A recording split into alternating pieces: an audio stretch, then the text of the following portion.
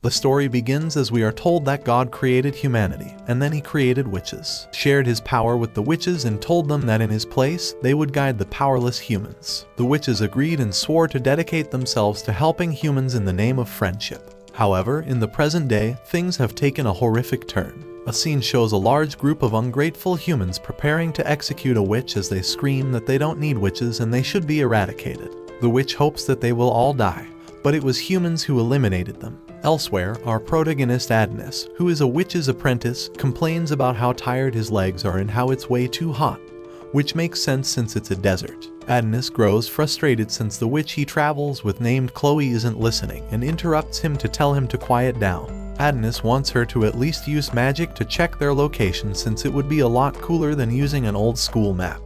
But she calls him an idiot and reminds the boy that magic isn't that cheap.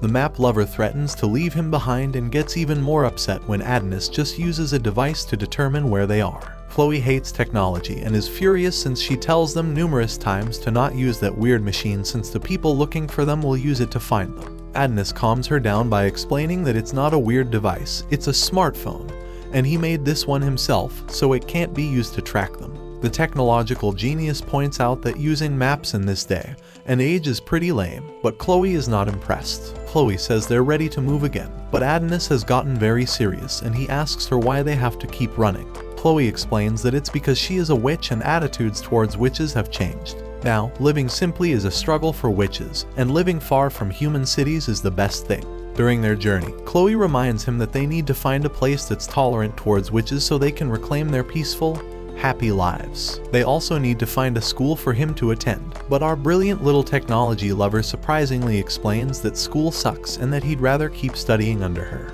Rose inappropriately teases him about liking older women, and the two move on. Adonis can't help but wonder why Chloe isn't frustrated. He hates the Red Empire that they reside in, and the evil little dude desperately wants to eradicate humans using magic. Just then, Adonis senses something approaching, and a group of soldiers reports back to their headquarters that they have spotted a fugitive witch. Adonis fearlessly states that he will handle the human scum, but Chloe stops him and explains that he is far too inexperienced. Chloe starts with some ice magic as the staff appears in her hand. She freezes while stating that humans never learn and unleashes her spell. Elsewhere, a man just like my accountant apologizes to Emperor Goth. The Emperor with a mustache looks like a masterpiece of grooming and calls him an incompetent fool. But the suit explains that Chloe is a high-ranking witch who uses ice magic. He tries to explain that a single squadron isn't enough to defeat her, but someone's foot comes flying out of nowhere to silence him. The Emperor silences everyone and just instructs them to bring Chloe to him immediately, as he refuses to let her escape. Back to the fight. Chloe's in the coolest pose she can make, and we see that she is exhausted after defeating the hopelessly weak humans. Adonis isn't saying anything though and is furious that Chloe always holds him back. He exclaims that he can use spells and wonders why she won't let him fight. Adonis thinks he could have handled those measly wimps easily. He doesn't see the point in studying magic if she won't let him use it. This crazy kid then interrupts her by bringing a massive sword straight down from the heavens and asking her how could a student of hers be considered inexperienced. Chloe simply tells him that if he whines too much, she will get mad. However, Adonis has concluded and assumes that she must be treating him this way because he is a human like them. He believes that she doesn't want him to kill his kind because she is too nice. Because of this, no matter how much they mistreat her, she suppresses her emotions so he won't fight humans, and she never allows him to fight them. Adonis is at his limit, though, and he can't stand not being able to protect her anymore. He tries to express his feelings, but she stops him and just tells him that she feels the same way as they embrace. One of the humans turned into ice cream sticks has a device that confirms their location. Just then, our duo begins to float, and Chloe is shocked to realize that humans must have completed something. She points out that not even witches can achieve long-distance physical travel, but that seems to be what's happening. The ever-heroic Adonis tells her that things will be okay and he will always be by her side. A look into space shows some pretty out-of-place technology. It's a space station.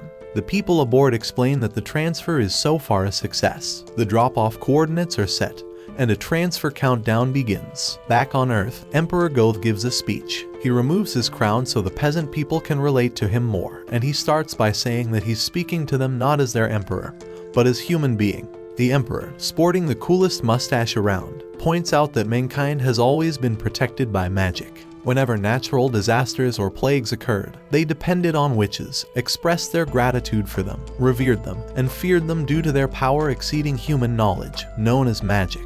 Emperor Goth believes this to be unjust. He states that humans are not just weaklings who must bow to the whims of the witches and beg for their assistance. Goth, he tells them to look at the creations of humanity. Their countless airships fly through the sky, and their metropolis fears no storm.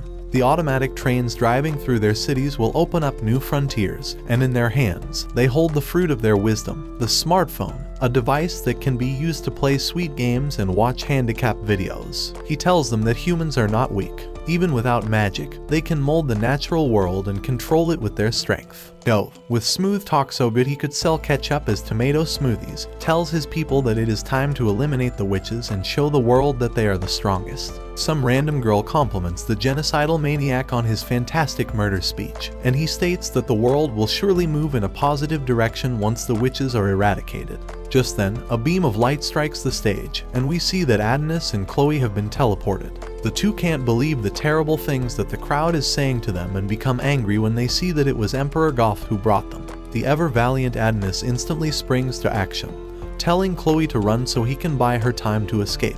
He gets stopped pretty fast, though, and Goth is disgusted to see that this human boy has been raised by a witch. We then see that Chloe isn't just some annoying interrupter, as she becomes enraged and tells Goth that if he values the lives of his people, then he needs to let go of her young apprentice. Not one to make empty threats, Chloe initiates a powerful magic spell and creates a magic circle of ice. Something big is coming, so Chloe speaks to the citizens. She states that they are humans just like Adonis, so she doesn't want to fight them. If she were to destroy them, Adonis wouldn't have a home to return to. This is why she has allowed them to live up to this point. However, they are proving themselves to be too dangerous, and she begins her spell. Unfortunately, she's utterly shocked to see that her magic just stops. Goth, with his impeccable mustache, explains that she cannot understand the power of science humans have acquired. We see the magic photon suppression device that nullified her magic, and the humans in the crowd have a good laugh like they did something themselves. As if proud, Goth expresses his doubt that she even considered that the human she once helped would someday chase her down.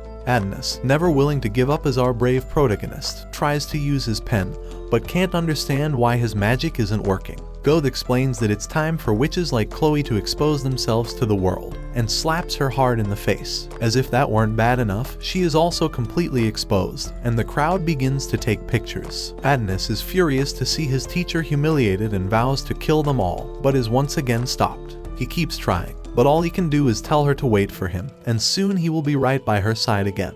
Goth has had enough of the boy and orders that the boy be shot in the head. Chloe completely changes her rebellious attitude to save our son and bows to the Emperor. She takes all the blame and explains that the boy has nothing to do with it, he is like them, a human. She lies by saying that she kidnapped him and raised him as her slave, a poor miserable human boy. Completely out of character, Chloe begs and pleads that the Emperor has mercy on him, and she doesn't care what happens to her. Adonis is in absolute disbelief when she offers to be a slave.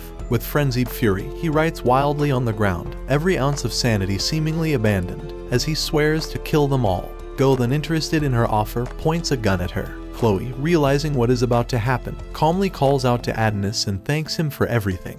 We get a quick glimpse into when they first met. Chloe took in the homeless, angry little kid, and now she's glad that they met. She begins to say the words "I love you," but before she can finish, the cold-blooded Goth ends her life. Adonis, frozen in horror, is mortified, and before her body can even hit the ground, Goth's soldiers follow up his shot with a barrage of bullets. Adonis begs for them to stop, but they are relentless. Their life together flashes before Chloe's eyes, and she thinks about how she was truly, truly happy. The crowd cheers with utter jubilation, and Goth finalizes her death by having her head cut off.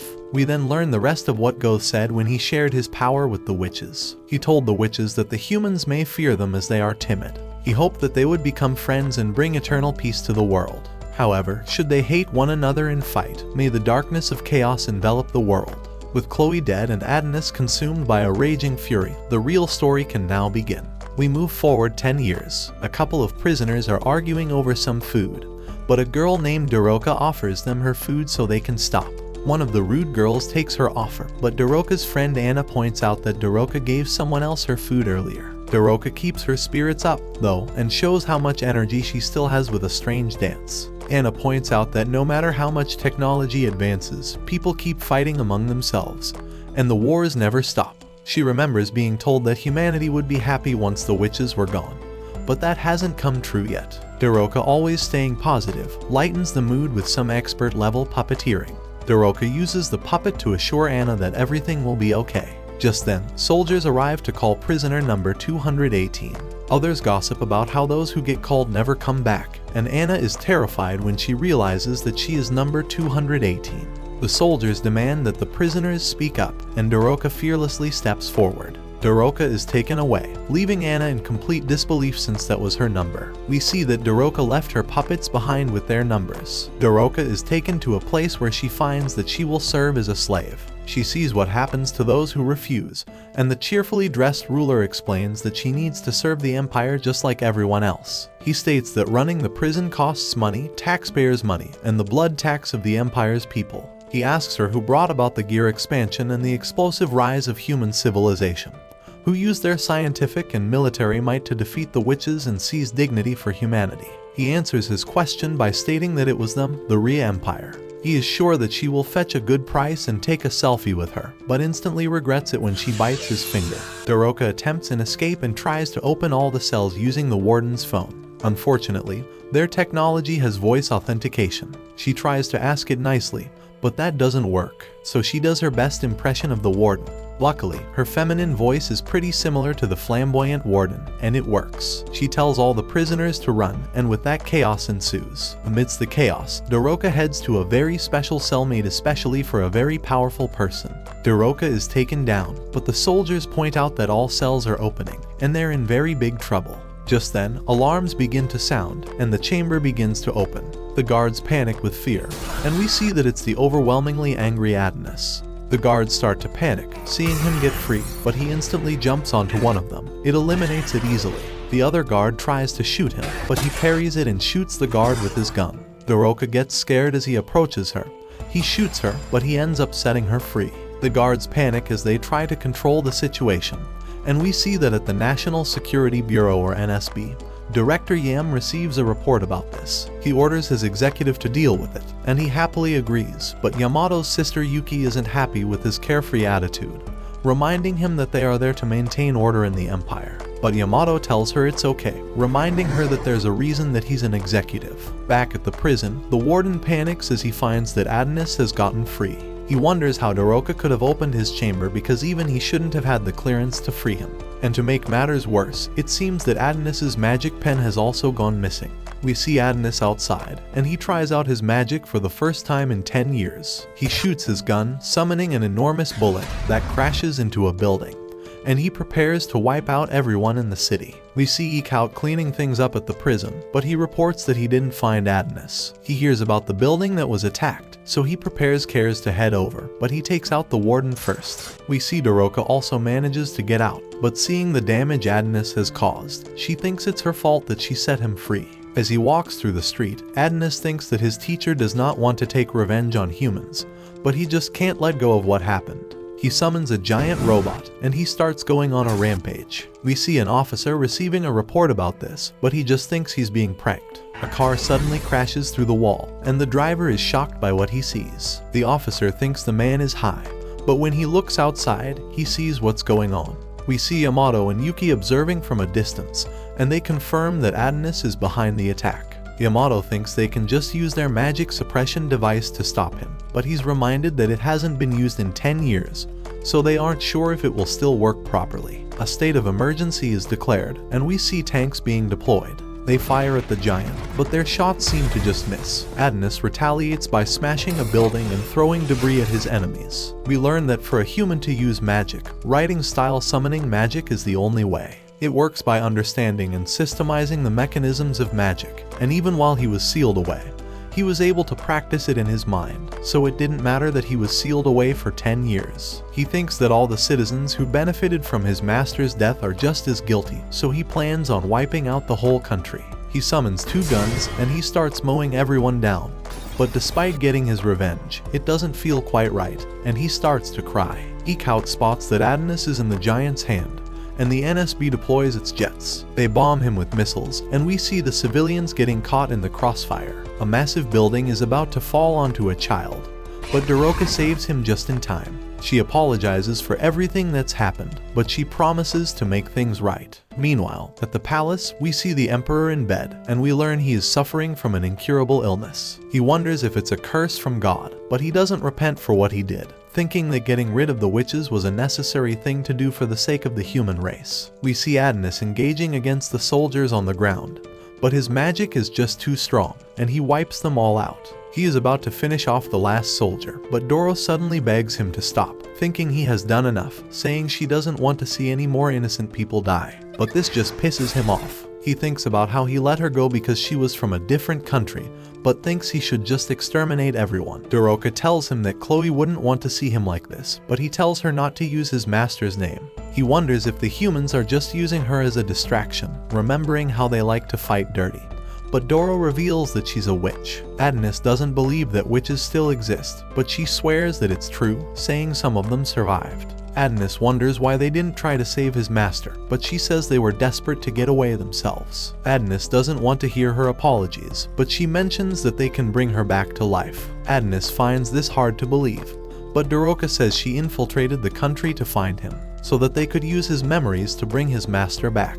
Adonis prepares to finish her off, but looking at her face, he's reminded of his master. He breaks down in tears, and Doroka tells him he's no longer alone, but she suddenly gets shot. Ikaut is shocked that Adonis was not injured. We see a little bit of Doroka's past, where the humans had begun to kill all the witches and burn their houses down, but she can't understand why any of this is happening. Another witch named Mia comes up behind her, and Doroka asks her why all of this is happening. So far, they had gotten along well with the humans. They even recently went into the city to cure a man's illness, and this is how the humans decide to repay them. Doroka suggests they use magic to stop the violence for now, but Mia tells her that they already tried. But that machine that the humans created is suppressing their magic. They don't know exactly what that thing is or how it is suppressing their magic, but Mia believes that Madame Ophelia might know something about it. So she wants Doroka to go and deliver the message. Doroka understands, but asks why Mia can't come with her. But with a sword in her back, it is already too late for her. She instructs her to follow the Star of Revelation, which will take her to Ophelia's mansion, and give her some motivation that she can do it with a puppet. With tears in her eyes, Dua turns around and starts running away. While behind her, the humans have found Mia and surround her before killing her. And now Doroka also lies on the floor and dies. Adonis holds her in his arms and begs her not to die on him, before she is told how to bring Chloe back to life. But before he can get the information that he needs, several more shots are fired into Doroka, and she's now definitely dead. The shots were fired by the soldiers that just arrived, and Adonis is left agonizing over the fact that even if he knows that it is possible to bring Chloe back from the dead, he doesn't know how he is supposed to do that. The soldiers surround Adonis, intending to kill him right here and now, but Adonis warns them not to get cocky, as he surrounds himself with magic. The soldiers see him using his magic, so they all open fire on him. However, none of the shots even come close to hitting him, as his magic stops and redirects the bullets, hitting the soldiers instead. Until there is one guy with the look of, "I should have called in the doctor today." Adonis is slowly walking towards the last guy, while Ikaut aims with his sniper from a rooftop. Once the shot is lined up, he fires his anti-armor sniper rifle directly at Adonis, causing a huge dust cloud to form. However, Adonis is still perfectly unharmed and has stopped the ridiculously large bullet using his magic to turn it into a 9mm round and fire it back at Ikaut. Meanwhile, Ikaut is too stunned by the missile approaching him, so he just sits there as his upper body is blown away. Now that Ikaut is taken care of, Adonis focuses his attention back on the last soldier and declares that he will wipe out all humans and make them feel Chloe's despair. Yamato knows there is no way that they will be able to beat someone who knows how to use magic. So, if he rests their fate on Yuki being able to get the magic suppressing machine going again. Yuki is down in the basement with the machine and is so excited that she finally gets a chance to be useful to her brother, that she forgets she is meant to be a commander here for a few moments, before she can try to turn the on, however. The Science Bureau arrives and Theta tells them they can't let her operate the machine. Yuki finds the phrasing of that statement to be a little off-putting, so she reaches for her gun and asks for an explanation from her. The Yamato gets a call from Phone Yuki. He asks her why they haven't turned on the magic photon suppression device yet, but Theta explains to him that they can't do that for a very good reason. Human dysfunction disease, a disease that all the soldiers who took part in the witch hunt 10 years ago. So basically, the machine gives people cancer. It kills the cells of all the humans around it. And since all the witches that maintain an environment where the harmful rays could be cleansed are gone, now the situation is different. If they turn that machine on, it could lead to the end of humanity. And to this point, no one knew of this because the Science Bureau was ordered to hide their findings. All the people who stood before this device and fought the witches are either dead or are now dying of the disease, including the Emperor. So, knowing that turning a machine on will mean certain death for all the humans here, what are they going to do against Adonis, who possesses magic? Their weapons have proved to be ineffective, and nothing they have, aside from this machine, can help them fight the witches. So even with the cancer warning, Yuki still chooses to run forward to turn the machine on, because she sees no other way to stop Adonis. The director yells for her to stop, but since she doesn't stop, she orders all of her crew to fall back to avoid any radiation, and then chases after Yuki to stop her from doing anything stupid. Yuki gets to the front of the machine terminal and begins the activation sequence, while Theta still warns her against it. As she presses the button to turn the suppression device on, Adonis outside suddenly feels his magic fading, and his quill gets knocked out of his hand. He is in a state of shock, because, without the quill, he is just a regular tank of a human being. Yamato sees this happen and questions what happened and if Yuki happened to turn on the machine and what that would mean for her health. However, Theta on the other end of the line, while holding an unconscious and bloody Yuki, managed to turn off the machine immediately after Yuki turned it on, so radiation exposure was minimal.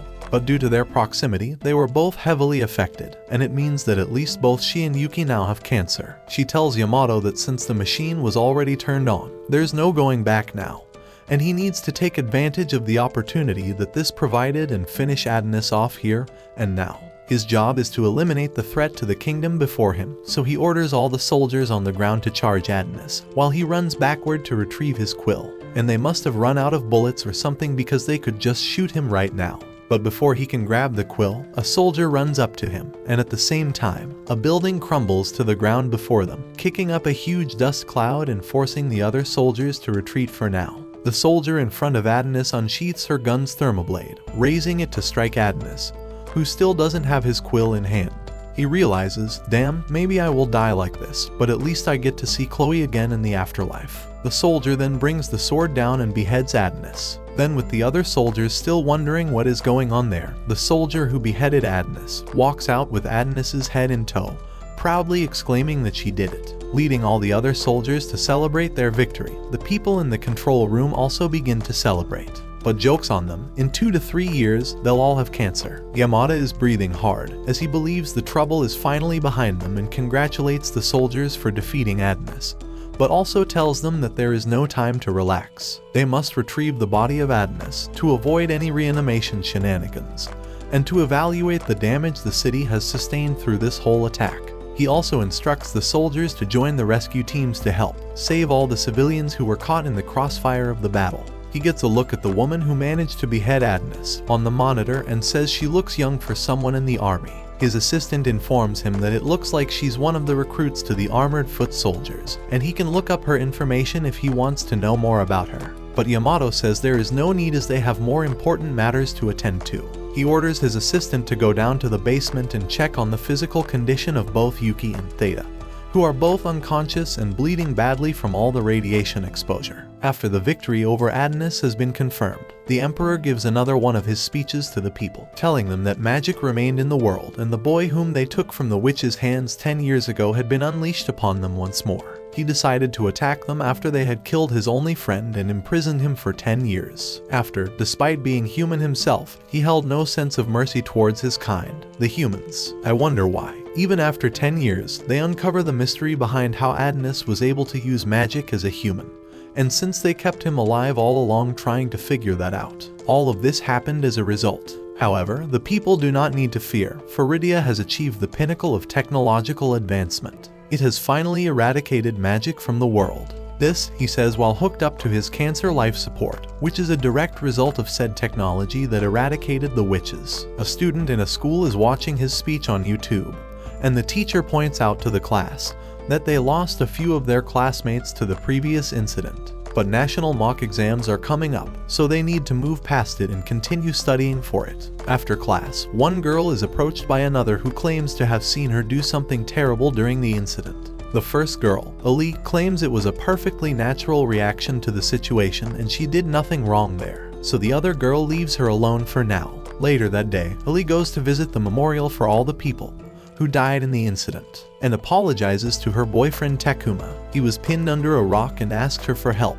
But just as she was about to try to save him, she noticed a rock falling towards them and left him there to die. She is sure that he must hate her now and that she is a terrible person. She left her boyfriend to die, and even worse, she started singing for Adonis, who is the same guy that caused her boyfriend's death. However, a guy pops up behind her and sees her staring at Adonis's pictures, startling her. She realizes that the guy is part of the government, and this could be pretty bad for her, so she leaves immediately. But Oz is not going to let high school girls get away with singing for serial killers, so he reports her for treason, for which she will later likely be executed or imprisoned.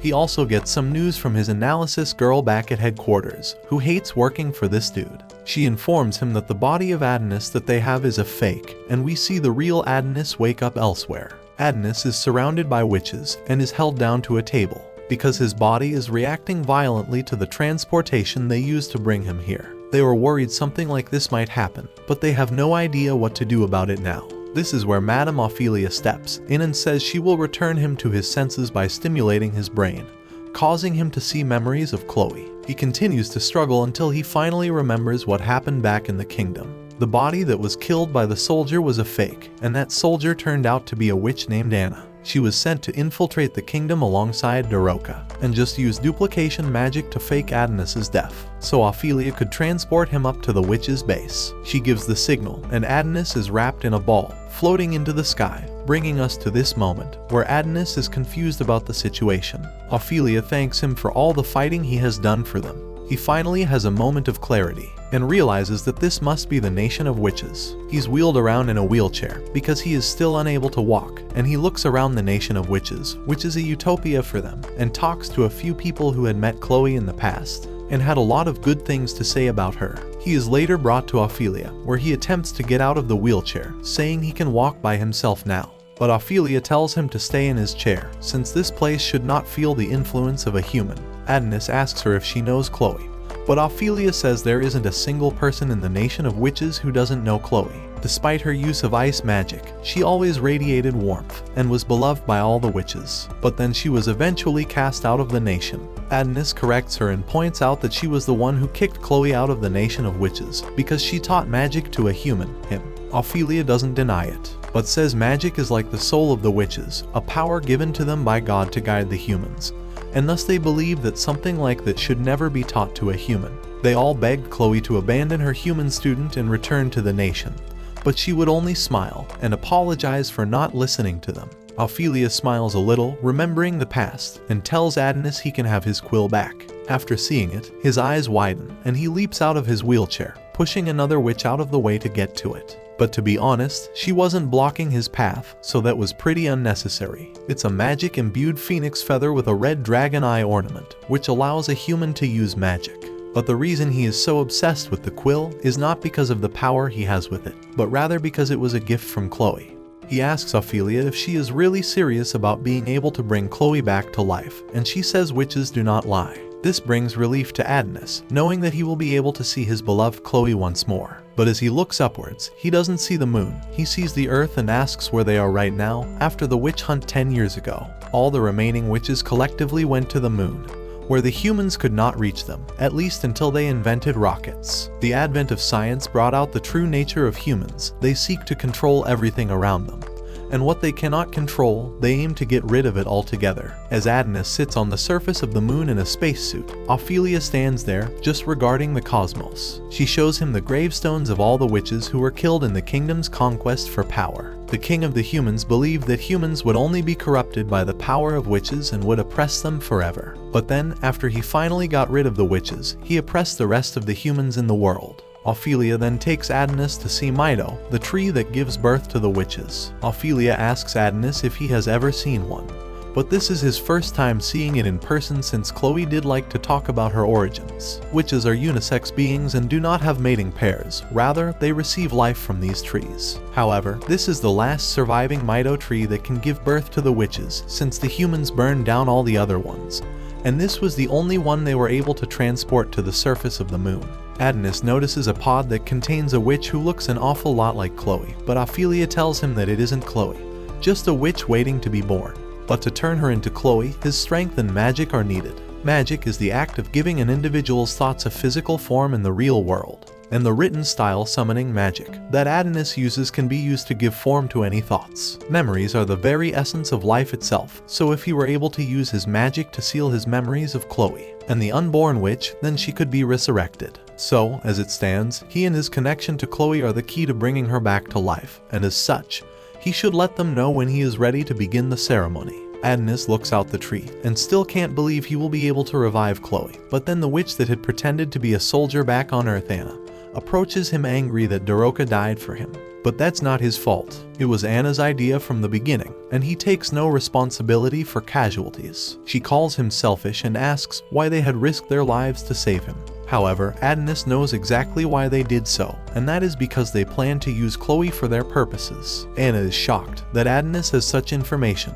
but back on Earth, before she died, Doroka told him that the witches plan to use Chloe's power, so they must flee the nation after she is revived. He also points out that the witches can survive the harsh conditions of space without any protection. So if they truly came here to just live in peace away from the humans, then they wouldn't have needed to create such an elaborate space station that can support human life. The real purpose of it is to act as a cage for humans. They plan to kidnap human slaves and children to train them on how to use the written style of summoning magic to fight a war against humans. Since the number of witches is low, they need to recover and get soldiers somehow. And since a draft isn't going to cut it, they are going to use Chloe and a little child labor to bolster their offense. They need Chloe to train them, because she's the only one who can make those magic quills that allow humans to use magic.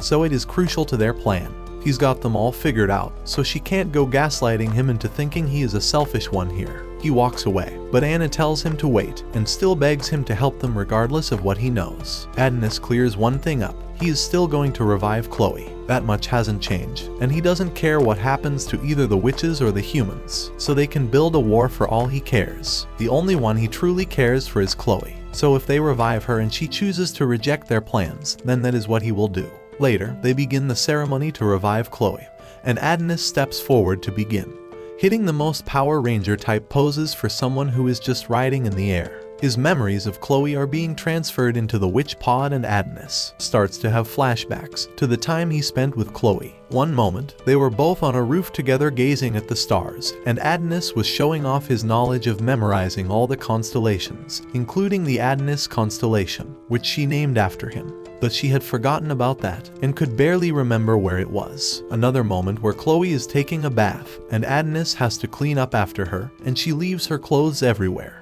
But while walking past the curtains, he noticed that she was covered in bruises all over, but she just tells him it's impolite to watch her in the bath. He retorts that he was only watching to make sure she was okay and goes to leave. But before he goes, Chloe breaks down in tears and thanks him for being with her because she wouldn't be able to live in this world alone. And it is the same feeling for him. As he completes the spell, he tells Chloe he loves her, and the pod opens to reveal the witch. However, she looks a lot more like Doroka than Chloe. We see Adonis crying as he tells Chloe that he loves her, and because he loves her, he can't force her to go through the suffering that she has already experienced again. So, for that reason, he will not bring her back to life. There is no place for her here. There are the humans who want to kill her, and the witches who want to use her as a weapon. So, to spare her a terrible fate, he uses his magic to override the spell and have it resurrect Doroka, and he catches her, saying he doesn't want to leave his debt to her unpaid. Doroka is confused by the fact that she is still alive. She can clearly remember getting her back blown out back on Earth. So, how did she end up in the Witch Nation? And she is also naked. She realizes she is nude and gets embarrassed that Adonis is holding her, so she quickly backsteps. He tells her to just put on a jacket and get up, while the other witches are visibly growing angrier by the minute. Ophelia, with an angry smile, questions how he could have done such a thing after they went through all this effort to bring Chloe back. They brought him here, they healed his wounds, and they even guaranteed his safety, yet he decided to ruin their plans. The other witches then start saying things like typical behavior for a human, that he never really loved Chloe, or that Daroka must have convinced him to revive her somehow. We get a glimpse into Ophelia's true personality as she looks at Daroka with the eyes of, "I'm going to beat you with my belt." Adonis tells them to shut their mouths, as the choice not to revive Chloe was his alone. Ophelia doesn't like the tone that Adonis is talking to her with, so she tells him he is just a mere human, and could never compare to the power of the witches. She raises her hand, and is about to turn him into a frog or something. But then several lights appear around her, and her menacing demeanor fades as she panics and questions what Adonis did. Adonis says he didn't do anything. He just happens to be a long-term prisoner, and pulls out a tracking chip that was implanted in his body. Soon after, an explosion occurs, and remember that the Mio tree is the only way witches can reproduce. Yeah, that shit's on fire, and the culprit for this was Yamato, who tracked Adonis here with the chip that they had on him. He tells Adonis and the other witches that they are all trapped here and will be exterminated like the rats that they are. But Adonis tells him not to be so rude, when he was the one who invited him here to his final resting place. One witch yells out to Ophelia that she will take care of the burning Mito tree, and starts using her water magic to put the fire out. But what did you think was going to happen if you yelled out your intention to save the tree while the soldiers were standing right there? She loses her head, and with her death, the tree continues to burn, and Ophelia starts to lose her cool. So she tells everyone to get ready for a battle with the humans, and they all transform into their warrior gear. Meanwhile, Adonis is faced with Yamato, and as he is casting his spell, he gets in to try to kill him quickly and stop his attack. But Adonis was never going for an attack and rather cast a spell to steal Yamato's gun. Yamato is knocked to the ground, as Adonis continues to empty the entire gun into him, but Daroka grabs onto his shirt and stops him. On the other side, the witches are engaging in battle with the soldiers, and as you could expect with them still having access to their magic, they are destroying the soldiers. Ophelia then uses her natural law magic to make all the soldiers float, as they try to fire bullets at her. They all go in slow motion and miss their target. She gathers all the soldiers in one place and squishes them, covering the battlefield in blood. And she is smiling as she says humans are feeble, so they should be able to claim victory here. But as she looks over, she sees a second squad has been transported up, and they have killed some of the witches. She now realizes that they are playing a battle royale in endless mode, and the kingdom will just keep sending soldiers up until they run out of energy. Back on Earth, they are getting a live video feed of everything that is happening on the moon, and they ask why there are still so many witches alive, when they were supposed to have wiped them all out 10 years ago. We see Dr. Theta watching the situation on life support due to the cancer stage she now has from the magic suppression machine. She is reporting on a reason why she failed to find out about the witches. She explains that during the witch hunt 10 years ago, they had used capsules to eat, but those same capsules were likely used by the witches to escape Earth and make their way to the moon. And once they were there, they built the station and used magic to hide themselves from their scanners. The guy is angry that the witches are still alive and blames Theta for not figuring it out despite the huge annual budget they receive, saying her failure will cost her life. But I mean, she already has cancer, so I don't think her life can get much worse. One other person at the table, Shirasagi, tells them to calm down so they can handle the situation first, as they can handle the after they are done with the witches once and for all. We see a flashback of Yamato looking over at Yuki, who now has stage 5 cancer from that machine. He talks about how she was always by his side wherever he went. When he entered the National Security Bureau, so did she, and when he became a director, she became his vice director, making her the youngest person to ever become one. He loved his sister dearly. He blames Adonis for making her sacrifice herself to stop him, and he will make sure Adonis suffers for what happened to her. He tells his battle suit to set output to 500% and gets up. Though severely wounded, his speed has gone up dramatically, and he steps in front of Adonis before punching him across the field. Daroka runs over to him, but Adonis tells her to keep her eyes on the man with the intent to kill him. Yamato yells out in anger about how he will make Adonis pay for siding with the witches, and prepares to draw his sword and slash. He thinks about how after he is done with this battle, he can retire and get a quiet place with Yuki to live out the rest of their lives together. He draws his sword and releases the anti-witch slash, which stretches across the field. The attack is so powerful that literally all the witches in the area are killed in an instant. Adonis dodges a sword strike, but Ophelia is also gone, and even Daroka, who has only been back to life for all of 10 minutes, is gone. But Anna used the same magic that was used to save Adnus when he was nearly killed by the military to save her, but she couldn't save herself. Though headquarters asks for a report on the situation at the witch base, since they've lost video feed and cannot tell what is happening on the base. The green grass has been painted red, and Dukkha is left crying over her friend's dead body. Adnus and Yamato are the only two left standing and are still in combat. Yamato reports to headquarters, saying he has successfully neutralized the witches, leaving the final task to kill Adnus. Adnus throws his coat away and prepares to throw hands, as he summons metal armor on himself with magic. He then attacks Yamato with a punch and jumps upward to evade the incoming slash from him. As he lands, he enchants his fist, allowing him to break through Yamato's sword and punch through his chest. However, Yamato still doesn't lose and uses the suit to bind Adnus, while he uses the regenerated blade to slash him. The witches watch in horror as they sit in a pool of their sister's blood. Ophelia tells them not to give up hope while she's split in two, but they have nothing to hope for since the Mido tree has been burnt to a crisp. And that means that no witches will ever be born or resurrected again. One tries to rally them, saying they can't afford to lose any more of their numbers, and should back up Adnus to help him beat Yamato, but she gets shot in the back as the third squad of soldiers arrives. Yamato sticks his sword to the ground and does something that causes a tornado to appear, and push Adnus back, giving him enough of an opening to stab him. But Adnus also had a trick up his sleeve, and brought down that huge sword, cutting off the arm of Yamato. The damage is extensive, but the suit can stop the bleeding, and Yamato proclaims Adnus to be too dangerous to be left alive, and for that reason, he must die here among the witches, while raising his sword to kill the injured Adnus. Adnus has no fear, but Daroka shouts for everything to stop. Yamato is in disbelief as he can't move his own body, and Adnus is impressed as it's clear that Daroka has a wide range of spells she has just cast. The love spell affects all the soldiers as well. She introduced herself, and Yamato gave his name, but it was completely against his own will. His mouth opens on its own, so he realizes that the spell he is under is incredibly dangerous. The other witches watch and begin to think that Daroka might be able to turn things around with her special magic. Yamato demands that she remove her spell, but she refuses. Our revenge-seeking protagonist is thirsty for blood and tells Daroka to end Yamato's life by tearing out his throat. Yamato's rage turns to shock when Daroka simply extends her hand and pleads for all the fighting to stop.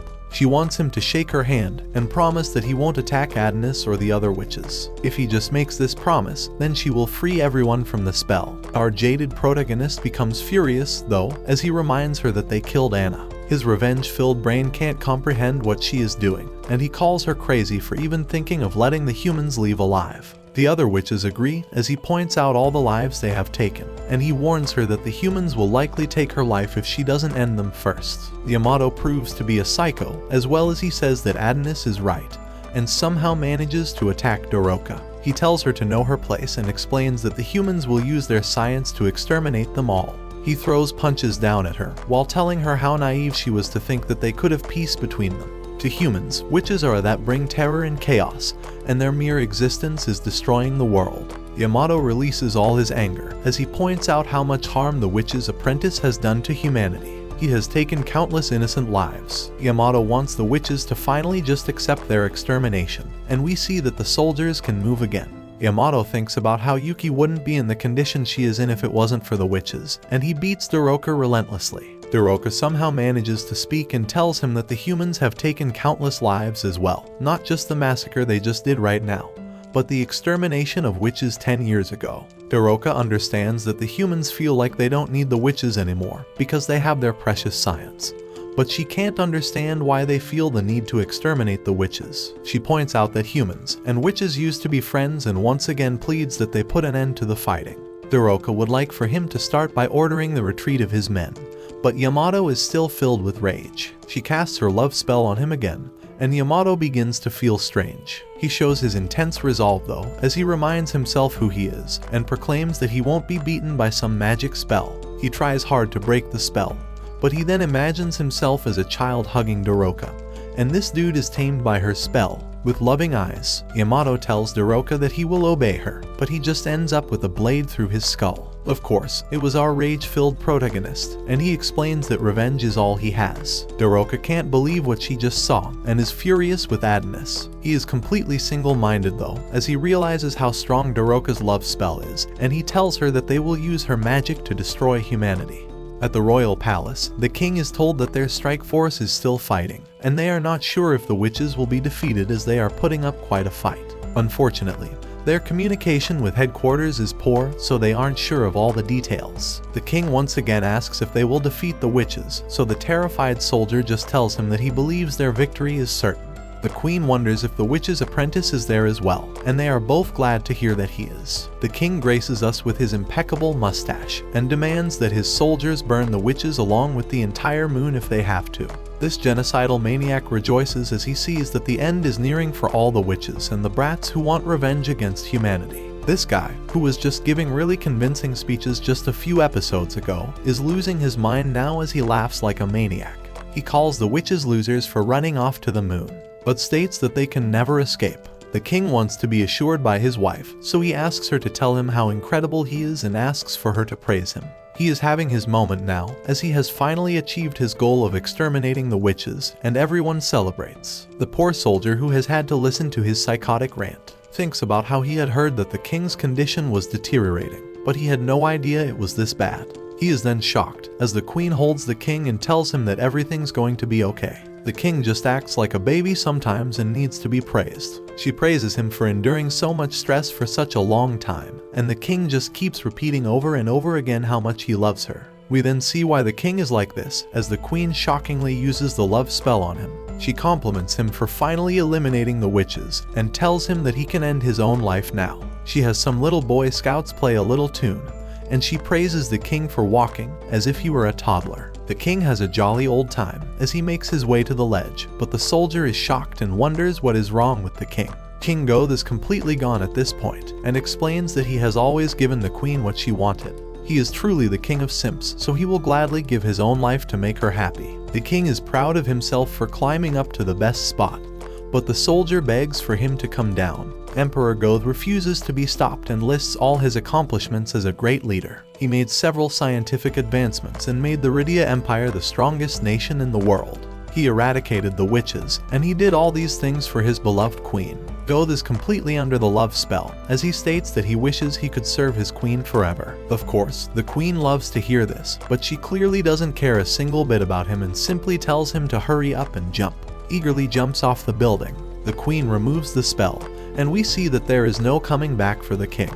The soldier who witnessed it all calls for backup since there is a witch in the castle, but the queen says that the king just slipped and fell. She uses her love spell magic on this poor guy, so he corrects himself and reports that the king accidentally fell to his death. Shiro Uzagi, the guy from that meeting with Professor X, has been there the entire time.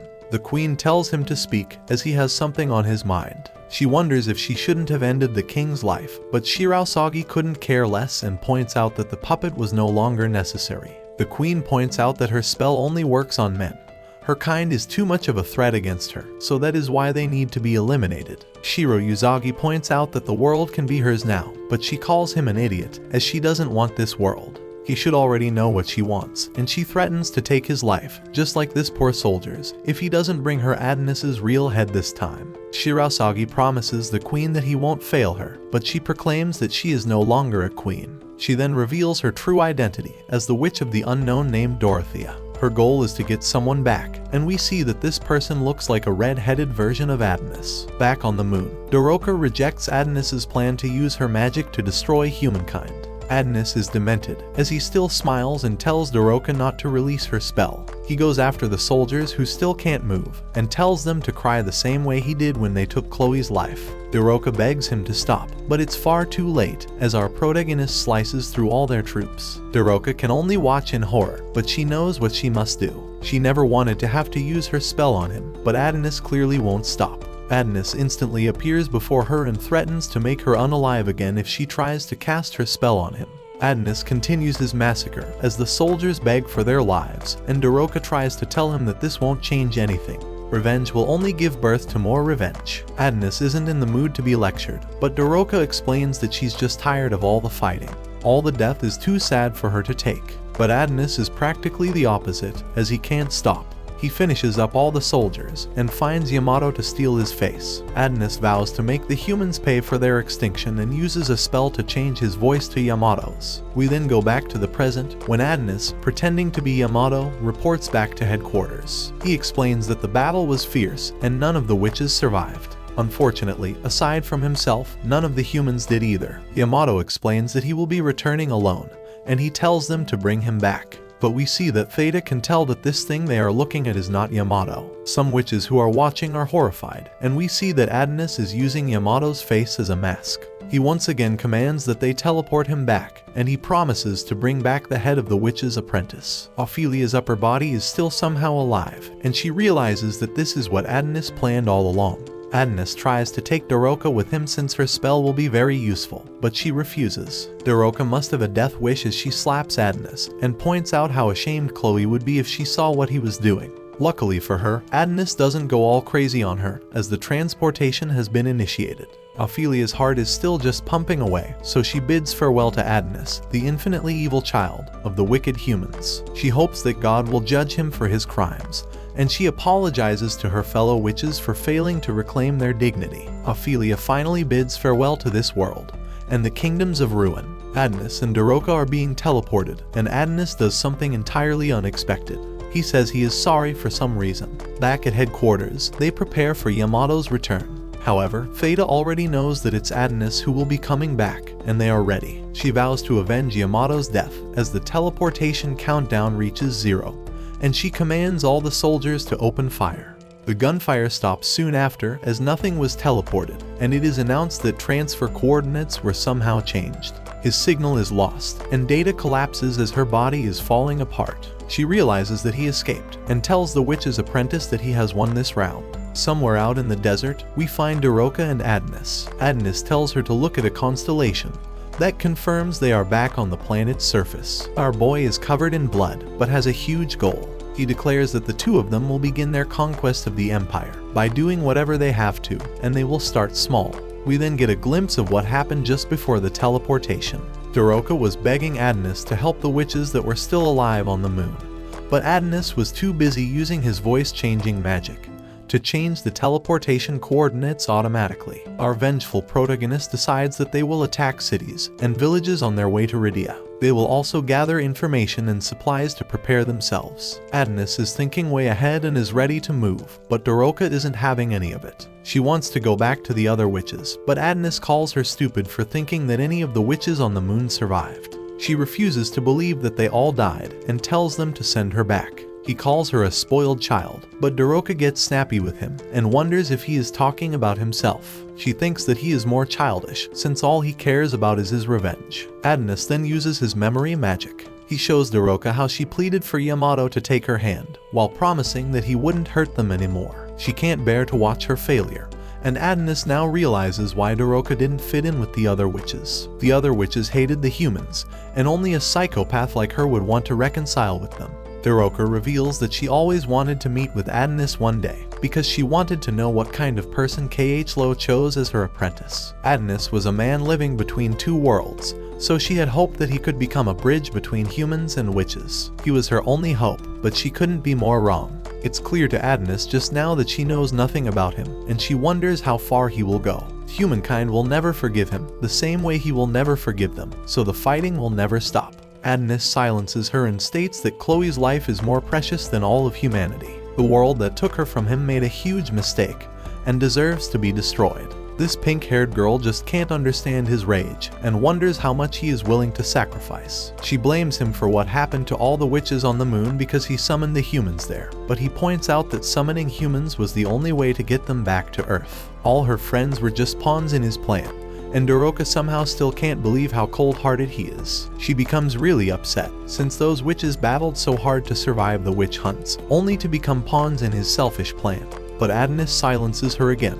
He can't understand how she can continue to argue for the humans when they took so many of her friends' lives. Adonis accuses her of committing the greatest crime against their lives by not wanting revenge. Doroka still disagrees and states that revenge won't heal any wounds. Adonis doesn't care anymore. He begins to walk away as he states that he has nothing left to lose. Daroka just won't let it go as she tackles him and reminds Adonis that he still has the life that Chloe works so hard to protect. In a world filled with cruelty, Daroka begs that he not let it change him. She isn't even asking him to forgive the humans. Daroka just knows that if he continues seeking revenge, then it will shatter his heart, and he will become more like the people who took Chloe from him. Daroka thinks that he still has plenty to lose, but the two just can't understand each other. Revenge is proof of Adonis's existence and irreplaceable proof that Chloe lived with him. Adonis feels like every last trace of Chloe's existence would simply vanish if he stopped seeking revenge, and that thought terrifies him. Daroka breaks down in tears, and Adonis points out that all she does is cry. They seem to finally understand each other a little bit, but Daroka realizes that Adonis's health is declining rapidly. A bunch of bikers spot them in the distance and wonder if they are a couple that just eloped. The ringleader is called Mr. Punch, and he's left to decide what will be done with them. Sometime later, Adonis wakes up in a strange place. Our boy is getting pretty tired of waking up in places he doesn't recognize and tries to remember what happened. He remembers Daroka asking the bikers for help as he was quickly losing blood and couldn't move. Mr. Punch arrives to welcome him and wonders if the cold look in Adonis's eyes means that he has taken someone's life. This guy doesn't have the slightest clue and simply offers Adonis a drink. Adonis has no interest in drinking sewer water, but Punch explains that it's man's greatest invention. Adonis just wants to know where Daroka is, and Punch explains that she was watching over Adonis until a second ago, when some of the youngsters took her away. Adonis isn't playing any games, so he asks him again where she is. So Punch takes him outside and welcomes him to the wasteland, a place filled with people from developing countries, refugees, and slaves who escaped from Rydia. Everyone left behind by science simply ends up there and becomes a vagrant. Just then, Adonis hears Daroka's voice begging for someone to stop. She is surrounded by men, so Adonis wonders what they are doing to her. Punch explains that they don't get many women in the wastelands, and grossly says that Adonis's girlfriend is good at screaming. Adonis has had enough of these people and instantly rushes to save Daroka. He prepares to annihilate all the scum, but is shocked when he sees that Daroka is just learning to ride a motorcycle. She was begging for someone to stop the motorcycle, but all the guys were just encouraging her to learn.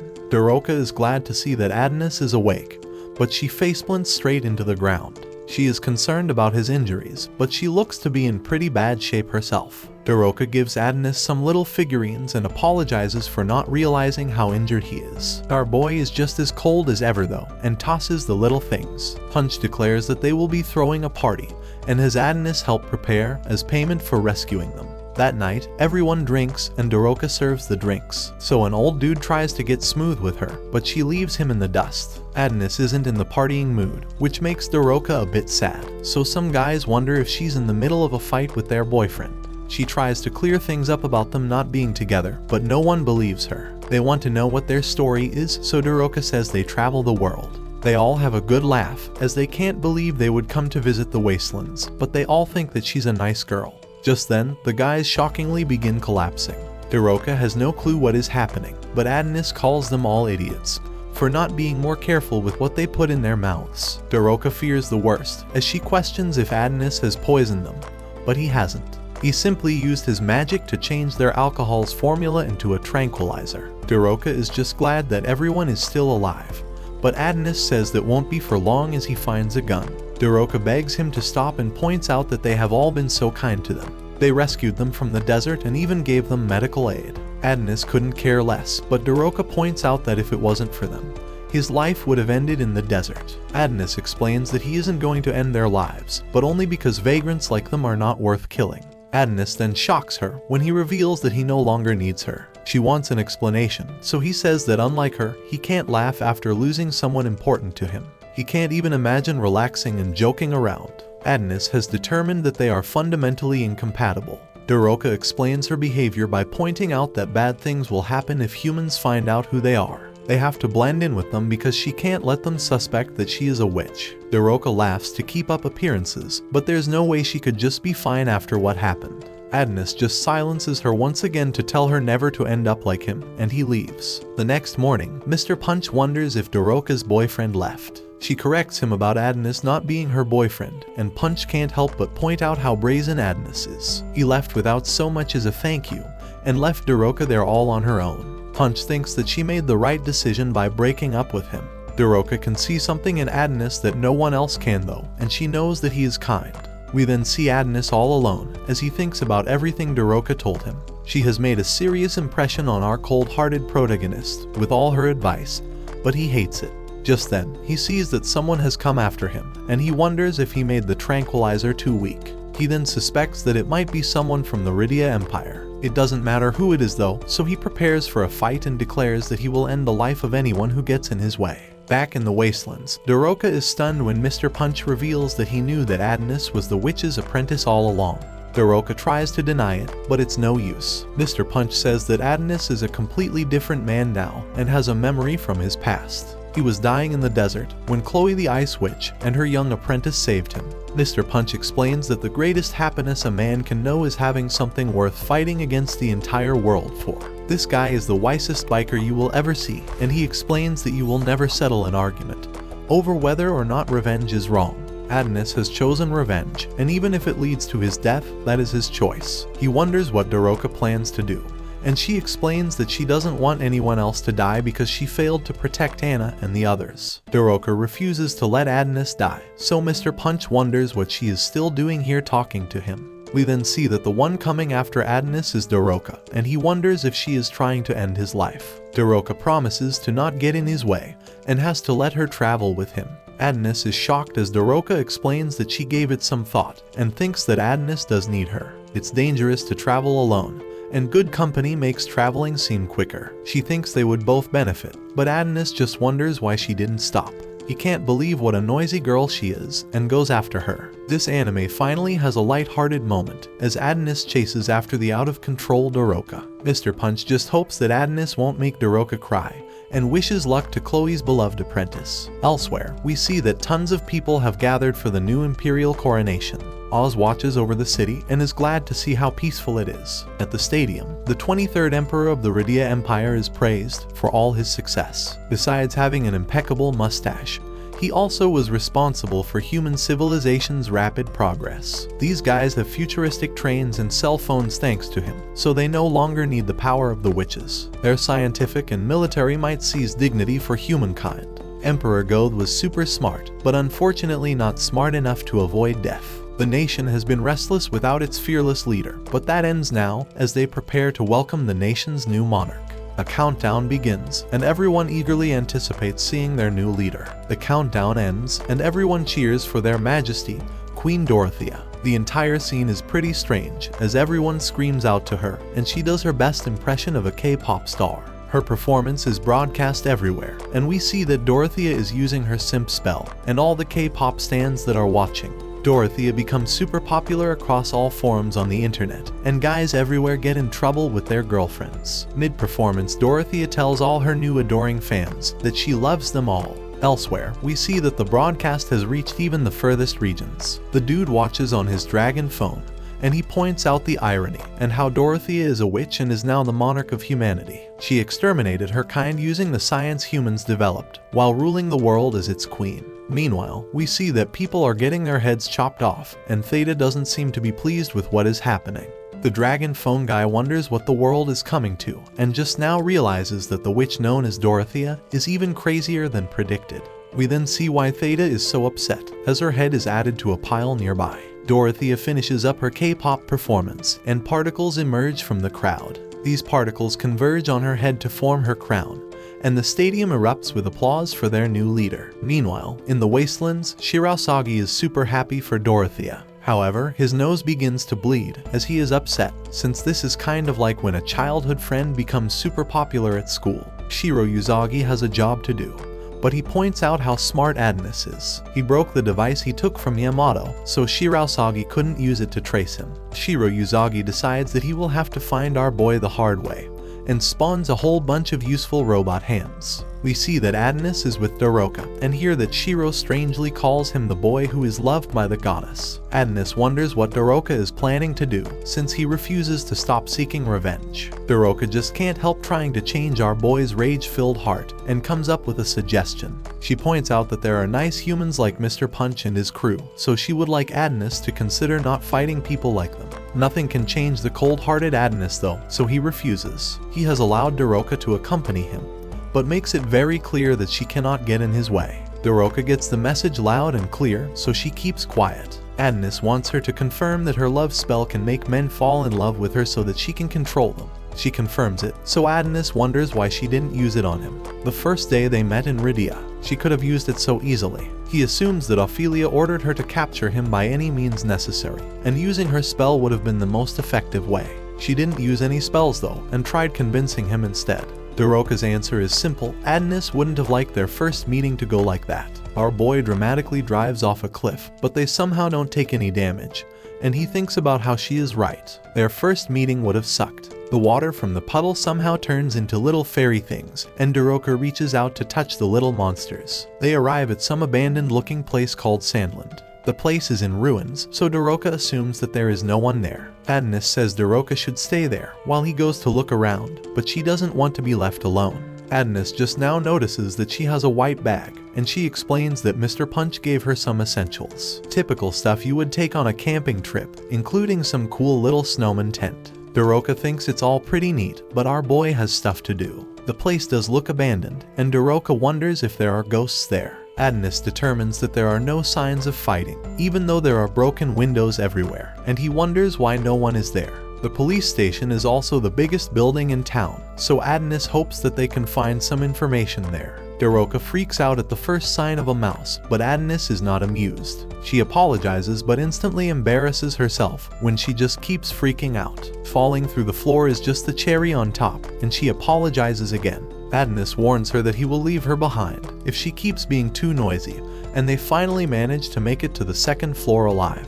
Just then, some hologram thing asks if they need help, but Doroka of course freaks out again, as she thinks it's a ghost. Adonis points out that it's a hologram, but Doroka says she has never heard of this person called Mr. Hologram. Adonis has to explain to this clueless girl that it's just a three-dimensional image, and they move on. She apologizes to the hologram for some reason, but must rush off, as Adonis is already leaving her behind. They continue exploring but don't find anything of interest. They eventually find some jail cells, and Adonis points out that they both have bad memories involving prisons. Adonis stops abruptly as he hears something, and tells the pink-haired potato to be silent. Some guy seems to be singing and playing the guitar. It's a sad love song, and Adonis finds that a man is inside one of the cells. Doroka tries to get his attention, but it's no use. Adonis seems pretty disappointed by her effort, so the potato tries again, but this time adds a bit of bass to her voice. The prisoner is startled and shocked to see that strangers have come to see him. There should be no one left in the city, but Doroka explains that they are merely travelers passing through. The poor guy nearly had a heart attack, so Doroka has to apologize for the 10th time this episode. The guy wonders what they are doing there, as he can't believe that they're simply touring abandoned ruins. Adonis points out that it's even more strange that this guy is here all by himself, but this Johnny Depp-looking man doesn't have a choice, because he is a prisoner. That's a pretty valid reason, but we can see that there seems to be another person in the cell with him. Doroka wonders why Adonis is just leaving, but he explains that they have no business there, and this place disgusts him. Johnny Depp look-alike is amused by Adonis's statement, since that is what everyone said when they left the city. It all started after the Gear expansion. They said humans couldn't live such old-fashioned lives. Now that the witches were wiped out, everyone packed up all their big fantasies and got as far away from there as possible. He points out how in this age, people just follow whoever raises their voice first. Adonis doesn't seem to be listening, and simply wonders if there's a metropolis nearby. A city called Mamuda is 70 kilometers away, so Doroka apologizes one last time, and they leave. Doroka is worried that the guy is going to starve to death, so she thinks that they should free him from prison. Adonis says it's none of their business, but Doroka seems to have forgotten that she isn't supposed to be getting in our boy's way. She wants to at least give the prisoners some of their food, but Adonis questions if the cell is even locked. Adonis figured out the truth, but he didn't tell Doroka. He just says that the married couple in the cell doesn't need food. What they need is peace and quiet. Daroka had no clue there was another person in the cell, and we saw that the man's wife already passed away. This poor guy has lost his mind as he assures his wife that the strangers have left, and he begins to sob. He sadly tells her that all the people who accused her of being a witch and locked her in the cell are all gone. He embraces the love of his life and tells her that from now on, they will be together forever. He apologizes for not being able to protect her, and we see that Daroka seems to have finally figured it out. Adonis determines that this town only needs room for the 2 prisoners, so it's time for them to start heading to Mamuda. But that's where this video ends. Remember to like and subscribe to the channel. Thanks for watching, and I'll see you next time.